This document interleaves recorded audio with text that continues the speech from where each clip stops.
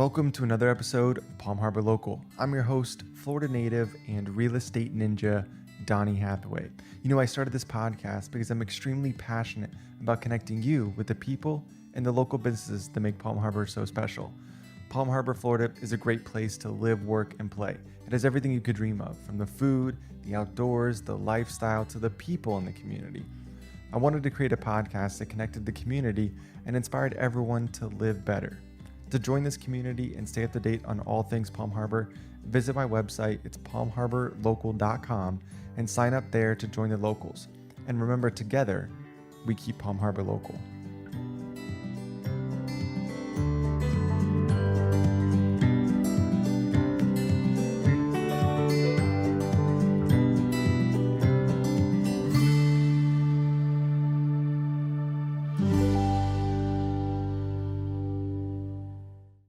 So on today's episode, we have Brandon Faust with Mold Solutions USA. Now, Mold Solutions has been around for about a year now, correct? Yeah, so it's a newer company, yes. Awesome. Yeah. Well, Brandon, I'm excited to chat with you. We've had a little conversation beforehand, and I'm excited to share this with everybody, and just thank you for being here. Yeah, so am I. It's a great opportunity. You know, I definitely love Pinellas, and Palm Harbor is a great area, but there's also so many awesome little Dunedin, Clearwater, you know, even Largo's picking up now, Seminole, St. Pete. So we're really blessed, honestly, to be in this area. Right. It's a really cool spot. Yeah.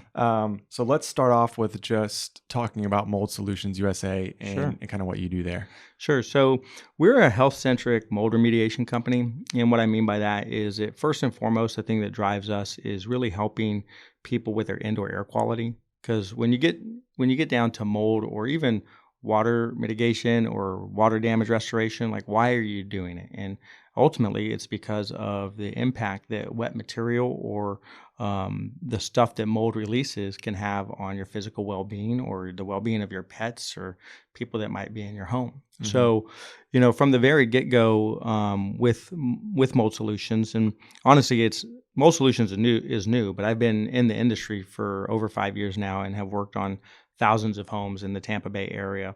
And, you know, this is my own company where I had another company where there was a partnership. So I just decided, hey, look, I want to be true to my vision. And that was really having a health-centric mold remediation company, which stemmed from, you know, my son at a month old, he got he was basically having almost like an asthma attack 3 days in a row, right? At a month old. And that's scary, right? At that young oh my age. gosh. Yeah. You know, first time parent, you know, your kid is a month old, he's waking up, you know, sounding like Darth Vader, you know, it's like, what's happening here? And, you know, my wife was like, okay, that's it. I'm taking him to the emergency room. And I was like, okay, totally understood. Let me just check one thing, you know, just to make sure before we do that. And so I applied the knowledge that I had gained in my training and certification for mold and started doing moisture mapping and thermal imaging and looking in my home. And I turned this one shelving system that we had just bought a month earlier, and there was 2 feet of mold, you know, up this shelving system. And it was like, where did this come from? And sure enough, the guest bathroom where, you know, my mom had come to visit, she was using this bathroom and it started leaking behind the wall. There was a pinhole leak that only happened when it was in use, right? So that moisture was wicking up this shelving system, and it had created this huge colony of a mold called Aspergillus penicillium, which is a light mold, and the spores are really tiny, and it also releases a gas is toxic for humans. It's called a mycotoxin, which is myco is a Greek word for fungus. So this toxin is airborne, right? And the spores are airborne. And it just happened to be the same room where the air conditioning return was located. So that moldy, toxic air was then being distributed throughout the house. And obviously with this young guy with his, you know, immune system being so fresh and so new, he was really being challenged by it. So, you know, we obviously fixed the leak, cleaned up the contaminated material, and then we ended up sanitizing the home through this atomized sanitization process that we use. And, you know, it's non-toxic. So he and my wife were back in the home 3 hours after we were done. And that night he slept an hour longer and he had no trouble breathing the next morning. And it was a total change. It was like black and white. Overnight, just like that. Just like that. So for me, that was a real sort of aha moment in terms of this career. Because, you know, I'd gotten into it almost reluctantly with a friend of mine reaching out to me and honestly kind of approaching me multiple times saying, hey, look, this is a great opportunity, and then finally said, look, there's equity involved. And when he said there's equity involved in this company, I said, oh, I'm interested. Let's talk, and then got the training and was kind of checking it out to see, what is this all about, And, but that moment was really sort of where the light bulb went off, and I was like, wow, this is really important. How long had you been in the business when that happened? 2 months. Oh my gosh, it was brand new. Yeah, it was brand new. Crazy. Right. So I had just gotten enough information to have an idea that, hey, maybe this could be impacting his breathing. Yeah. Wow. Where interesting enough, when we had bought the house not that much earlier, probably I think 6 months earlier, something like that, my wife was like, we should get a mold test. And I'm like, I'm not spending money on the mold test. You got to be kidding me, right? Yeah. Because I think some of her mother friends had been talking to her about, getting their home treated and making sure there wasn't mold. And I was not a believer at that moment in time, let me tell you. You know? So we didn't get the mold test.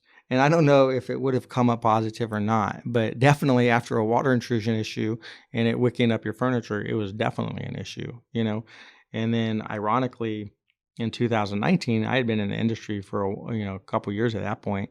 I had gotten sick, from mold exposure, and I wasn't sure what it was at first, but I had this pain in my chest that wouldn't go away for, there was hardly anything I could do. It was just continual pain in my sort of like near my heart, kind of upper lungs, respiratory sort of pain. Mm-hmm. And I'd gone to one doctor and he was like, you need an EKG. Another doctor was like, you have an autoimmune disease. Another doctor said I had Lyme's disease. And it was kind of like wondering what's happening. So I ended up doing this test. It's with a company called Great Plains Laboratory, and it's a mycotoxin test. So, they basically, you do these samples, through your body and, send it into the lab. And sure enough, I was elevated in this one mycotoxin. So high was like 5 to 50 and I was at like 1,240. So I was like off the charts. Yeah. And I had done these air samples in my home and they had come up clean. So I thought I was fine, right? But the problem with at that point, like you're testing the home already because maybe this is an issue, right? Yeah. So, but the air samples only pick up spores; they don't pick up the gas. So, and unfortunately, the air samples are hit and miss. They're like 50-50. So, because they're testing a snapshot in time. They're basically like 3 foot by 3 foot by 3 foot, testing, and so they came up clean, right? And I had done the whole sanitization in my home already. So, of course, they probably are going to come up clean. Yeah. The problem is mold is territorial. So when you have two molds growing in a similar space, they will release the mycotoxin as a defense mode because it's basically poisonous to other molds. Okay. So I thought I was in a safe zone, and sure enough, I was in a biological warfare zone. Yeah, they're fighting each other. They're fighting it. Crazy. And it wasn't until my AC overflowed 6 months later, and I was removing the continuous flooring, I, removed the baseboard, and I immediately knew exactly what I was looking at. Chaetomium, it's a toxic mold. And I was like, oh, damn. And then I cut, the flood cut, and sure enough, 2 feet up, like a foot and a half, there was another mold. Yeah, behind the drywall was another mold called Aspergillus penicillium. So, and it was in 2/3 of my master bedroom. So I was like, wow. So I did the whole, remediation project, removed the walls, waterproofed the cinder blocks, did all the things you're supposed to do in terms of micro cleaning, and then did the whole home sanitization again. And within 3 weeks, all of those symptoms had gone away. Yeah. And I had this pain in my chest, fever, fatigue, and sure enough, it was even the mold guy, right? Yeah. Got sick from it. And I thought it was from going into other people's homes. And no, it was actually in my own home. Crazy. In my own home, yeah. So is there a way to kind of is there another test besides like that air samples? Yeah, I'm glad you asked, because obviously I don't want to put people into apathy in regards to there's no hope, because you can do air samples, but you can also do swab samples, you can do tape lift samples, and now there's even testing that you can do for mycotoxins. It's a more extensive test, and more extensive usually means more expensive as well, right? But you can pick up the actual mycotoxins that are in the air. It's a 5-day test, but ultimately you can also do like dust tests or even a vacuum test to pick up mycotoxins. So that was where I fell down, is not doing a variety of testing to really build an indoor air quality profile on my home. So I knew kind of what was happening. And even if I had gone the extra step of doing, probably moisture mapping, and using like meters and stuff like that to try to find moisture to in the find wall. it, so I should have done that, Yeah. but that's one of the problems with like self-diagnosis, right? Sometimes you're a little lackadaisical, Yeah. So I probably should have called one of my inspector friends to do a thorough, actual rundown of my home. Right. Yeah. So, it is interesting, because it's like you really don't know that you have. There's really no way of finding out, right? Unless you have like symptoms, or maybe you have a leak, but like in your first case with your son, you didn't know that there was a leak until there was health issues, right? Yeah. And that brings us to probably what is the most important test of all, right? It's the people test. It's the person themselves. Like, are they feeling okay? Are you experiencing stuff in your home, where otherwise you wouldn't be experiencing it? Like, do you go on vacation and when you're gone, you feel better, and then when you get home, you start to feel sick? Yeah. So it leaves us with the most important question of all: is your home making you sick? And if you feel fatigued, if you have headaches or joint aches or things that just are not explainable, hey, maybe you need to get your home really looked into and checked out, because in some cases it can be debilitating, because every person is different. We all have our own immune systems, and each person is going to react differently than others. So, and there's a portion of the population that is actually more sensitive than others. And there's even a portion of that portion that is super highly sensitive. Yeah. So each person is going to be different. And that's why it's hard to really have standards, in the industry of like what's safe and what's not, because what may be safe for you might not be safe for Lona, who's super sensitive. Right. And, so that's where it even is one of these things where I've seen husbands and wives, in incredible arguments on this particular topic because one is experiencing it and the other is not, Right. But then they go to doctors that know how to test for this, and it finds out, yes, she doesn't have, she has the gene mutation, which makes it so it's very difficult for her to detox. Crazy, yeah. So it's almost like an example of, you have a wheelbarrow and you can kind of place bricks in the wheelbarrow, and then you put one brick in the wrong place and the entire thing spills over, and then you kind of have a disaster, right? So that is also what it can be like. And I think that's what it was for me, was that my wife was not getting the exposure that I was in other people's homes, but I was never getting the chance to detox, right? Interesting. Because I was getting it from both ends, in other people's homes and also in my own home. Right. Yeah. Interesting. Yeah. Is it common for people in your profession to get sick from other people's homes? I have definitely heard from other inspectors and other remediators that they have sensitivity. So, it's really important. That's why the PPE is so crucial, the personal protective equipment. Yeah. And sometimes it almost seems offensive. I remember when I first got started, I'll never forget this. I got like a 1-star review because I put on the full face respirator and walked into the house, and the lady thought I was trying to scare her, but she legitimately had mold, all across, her ceiling in her room. Yeah. Right. So I, after that, I never put on the full respirator again, but definitely minimally an N95 mask. We should be putting that on every time, even though you don't know, because I've been in homes where it seems immaculate, and sure enough, they have high levels of toxicity because it's behind the walls, And the other one that is extremely common here in Tampa Bay, Florida, is mold in the AC system. That is like because of the humidity and stuff in the air. Yeah, well, you get the coils that are constantly wet and they're cold. Yeah. Right. And then the blower wheel is metal, so it's hitting dew point, similar to taking a bottle of wine out of the fridge. Right. It's going to have water droplets. Yeah. Right. Or put ice in a cup and you're going to have water droplets. So it's constantly wet because it's a metal that's hitting dew point. So you get a lot of microbial growth on that blower wheel. And then the blower wheel is obviously putting really cold air right into that box that kind of hits the attic, right, where the ducts spread out, which is called a plenum box. So, and that's porous. So you get hot air, cold air, and at that point in time, you have a little petri dish, and then the ducts start, those spores land in those little peaks and valleys. Yeah, the crevices in there. And you get dust and skin cells and other whatever stuff, hair, right? And mold is going to start growing on, organic material, right? And then if you have enough moisture, oxygen, and nutrients, mold will start growing. So the place you see it, because all those places I've just talked about, you don't see it, right? The place you see it is on the blades of the vents, right? On the registers, you start seeing it. And most people look at it and they think it's dust, right? Well, the dust is kind of gray, where the mold is like a dark green or dark brown, right? And it starts as a little dot and then it almost spreads out, almost like an egg, where you kind of see the little dot and then the yolk. But then it turns into a full film. And if you get that, once you start seeing dots on your vents, you're definitely past the point you want to be, right? At that point in time, you really need to make sure your coils are clean, the blower wheel is clean. And I strongly suggest having like a UV light on your blower wheel and a purifier in your plenum, right? Because it is going to happen.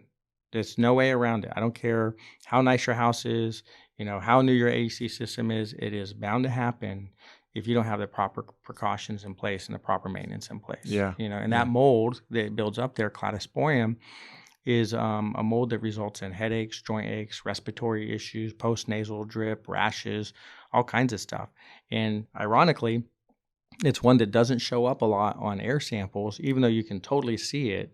In the ducts or on the filter. You can totally see it, but the spore trap doesn't necessarily pick it up that much. But that mold does release a gas that's toxic. What's up, Palm Harbor? It's your host, Donnie Hathaway.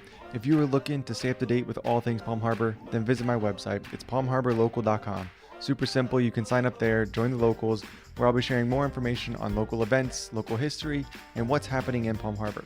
I really want to create and add more value to you as a listener for spending your valuable time tuning into my podcast. So join me there, keep listening, and remember, together, we keep Palm Harbor local. It's crazy. It's hard to, it sounds like it's just, you just got to be aware of like how you're feeling and just be cognizant of that and just kind of keep that in the back of your mind. And also look, check and just proper maintenance and things like that. Maintaining your home, making sure there's no leaks, that sort of stuff. Everything's caulked and all that kind of stuff. Right. And if you have cracks in any, also, how about crawl spaces? That's another big one. I could talk about crawl spaces for a while. Anyway, So how did you ever want to be a business owner? Like, how did you get into I would say that I'm probably not a very good employee, just because I have my own ideas of like the way things should be done. Right. And I tend to stick to kind of what I see as the right way to do things. So if I'm getting orders to do something that I don't agree with, it's kind of difficult, it doesn't work well. So, most of my career was really in, sales, marketing, where it was, I had a independence, that kind of comes along with that, as long as you do well, most of the time kind of people will be quiet, just kind of leave you alone. Right. But it wasn't enough. And that's really kind of what it came down to. And sometimes, I look at how much work it takes to get a business launched. Now having done it twice, in really the last 5 years, right, launching a business from scratch, it's a lot of work. And it's extremely real to me that having a great team, how important that is, guys that really complement you, because we all have our skill sets, our strengths, our weaknesses. And, when you have guys that are there that do compliment you, it makes it that much easier, for sure. But when you're in the service industry, you really, if you're doing it right, you're on call and you're trying to make sure it's done perfectly the first time. But if it's not, you're taking responsibility for anything. What can we do that might have gone wrong, right? Turn that frown upside down. Which I really strongly believe in terms of making sure that our clients are happy with their result in terms of what we've done for them. And I, like we were talking about that before, like the importance of just doing the right thing, you know, and in any business, right? It's important to kind of like, if you want to be in business long term or have a solid reputation, like you have to do the right thing, right? It's so crucial to, I think, really just being, happy as a person. Sure. Right. And being able to wake up in the morning and feel good about yourself, and, go to bed at night knowing, hey, I'm good with me. And I think that it's really important, especially in the service industry. You have guys that are not necessarily governing their lives along those lines, where their moral compass might be a little skewed, or Yeah. maybe they dropped it a few times, right? Yeah. But I think it's so important that what drives you, especially in the service industry, is that you are there to serve. That's why you are there, is to serve and to help and to make a difference. And if that's not what you're doing, then you really don't have any business in the service industry, because, people are trusting us to tell them what's going on and to be honest with them and not sell them something that they don't need, and at the same time provide them with the facts so they can make up their own mind, where they're not feeling like they're being scared into something, because that's also not right. So you got to really, give them the truth, make it palatable, understand what they might be going through. And then if they do decide to move forward with you because you've established enough of a rapport and enough trust, then actually follow through with what you say you're going to do, and hopefully do it even a little bit better than how you said you were going to do it, you know? And that goes along with just kind of telling them when you're going to be there, showing up on time. If for whatever reason you're running a little bit about, if you're running a little bit behind, let them know, there's communication, update them along the way, send them photos of what's happening. If there's something that does come up, give them the facts and evidence, show them what's happening, right? So they go, okay, these guys are straight shooters. And ultimately, that's what I try to push with all of my technicians is, our clients need to be able to trust us first and foremost. And we got to be honest with them and do a fantastic job, you know? And that's your reputation too, right? If you don't have the trust from your clients, then then what are you doing? I think, I don't know if I think Florida kind of gets a bad rap for that. And I don't know why, like what it is, like, why like the contractors or service industry, like you're in and the technicians and that sort of stuff, it just seems like there's a lot of like trust issues there with businesses in Florida. Not that there's some great companies out there. But I've seen lots of scenarios and heard stories where, there is no trust and they're not doing what they're saying they're going to do. You ever see that meme? It's like this map of the United States, like why China will never invade the United States, right? Okay. And then in California, it has like gang members, and then, down in Texas, it's like Lone Star State, with guns or whatever, and it has all these, New York mafia, and then when it gets to Florida, Tampa Bay, it's contractors. Oh my gosh! Right? So it's like this thing, right, where. There's this reputation of like probably good old boy kind of, but, I've also experienced a lot of contractors that are really good contractors as well, and there are a lot of good ones out there. Right? You find the guys, and unfortunately there's a bit of a vetting process and filtering process, and who, actually does good work, stands by their work, is, is responsive, is actually licensed and certified, And hopefully like that with the podcast too, right? They can come on and have a conversation, and that's kind of part of that and that's part of it, right? Too. Yeah. Because, when you're talking to somebody, and don't get me wrong, I've been new in the industry, right? I've been there, and it wasn't that long ago for me, right? Sure. But I also invested in myself in terms of my training, my knowledge, my certification, where I was doing like 4 times my continuing education each year to not just be at an acceptable level where the state is like, okay, you've done the basic amount of training needed so that we can license you,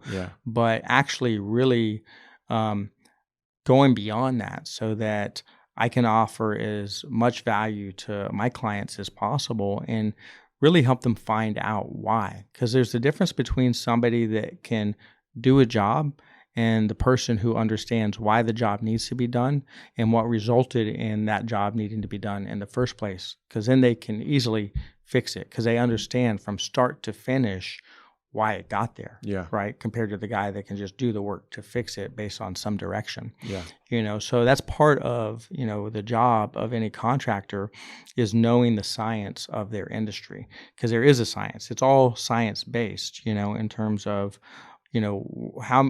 what's the load, capability of that particular AC unit, and what does it need for that particular house? What's all these things. There's math and things that go into it that, you want to make sure the business owner or the people that work for them understand that, so that they can really do a great job. Yeah. And then the customer too appreciates, not every customer wants that or needs that, right? But some customers appreciate, just understanding like what that technician is doing, right? Like what's going on. And of course. So they're just aware of all that kind of stuff. Yeah. A ton of great, things that you just brought up there. So I appreciate you sharing that and kind of your insight there. One thing I like to end the podcast with is just, like we were talking about before, like we have there's just a lot of neat, cool things around in our area, things to do in our area. Mm-hmm. So if you, outside of work, if you had to pick one place where you're going to go, it could be a restaurant, it could be a business, or it could be a local park or a beach, something like that. You got to pick one. Where are you going? Well, I have a 3.5-year-old and a 5-year-old, so that's evidently going to influence. Yeah. That absolutely would influence it most of the time. Yeah. And it's so hard to you really pick one, but I probably would say the Highland Rec Center, because it's close to my house, cool. And they have a great water park there, and they also have an inside, place for the kids. But that's driven by my kids and what they would want to do. But I mean, there's also St. Pete Pier is fantastic. Yeah. I'm really looking forward to, what they do in the Clearwater area, where they're kind of reimagining like downtown Clearwater. Yeah, Imagine Clearwater. It's Yeah. going to be similar to St. Pete. I think that's going to be fantastic. Yeah. Safety Harbor. The third Friday or whatever it is. Right. That's a great event, and Safety Harbor's grown too. I mean, all the cities are really kind of expanded and grown and that sort of stuff in their own way. But Dunedin, Main Street, Dunedin. I mean, man, I think again, we're so blessed to be here, and it's really interesting because Florida has its pros and cons, just like anything. But seeing what happened, I've been down to Fort Myers. I've been down to that area with everything that's happened. We've helped some families down there. It's pretty intense, and they talk about the prayers that the Indians did or whatever it was that continues to keep this area protected, right? I really cross my fingers and hope that that's continues to be the case, because we have such a beautiful place here, in Pinellas. It's hard to after, like, if you've seen like devastation like that, like in person, like with your own eyes, it's hard to imagine it. I went up to the Panhandle. I think it was like Hurricane Michael. When I was up there too. Yeah. And it's just like, it's hard to imagine. It's just hard to fathom, like, the destruction that happens from the wind and the water and stuff. There's nothing that can describe it, No. really. Like, once you see it, I mean, driving in where Hurricane Michael hit Panama City, and you see all the trees, almost like a flat shot, almost like somebody took a razor blade and just cut them down, and then entire homes, gone, just, $1 million homes just gone, right? Yeah. Seeing boats, 1.5 miles inland, right? Mm-hmm. So, and it's not that different down in, Fort Myers, obviously Sanibel just completely devastated. So it is as if a bomb went off, and obviously, it's very sad in terms of families that lost their homes, and it's just kind of completely uprooted. And that is the sort of the force and the power of Mother Nature that it's important, when you go in there, that you take that to heart, when you're dealing with these families, and make sure that you make their homes as safe as possible. So when they do come back in, they're not experiencing adverse health effects that could last for many, many years, and unfortunately, wet and water damaged buildings or homes can do that. So you got to clean it up right. And, I think one of the things, a tip that I would give to, our listeners is, it's one thing to kind of get the home cleaned up and remediated, but you really want to do the whole home sanitization, even when you're doing duct cleaning, if you think about it, because you're going to go in there, you're going to disturb microbial life. Sure. It's a breathing, living organism. It wants to protect itself.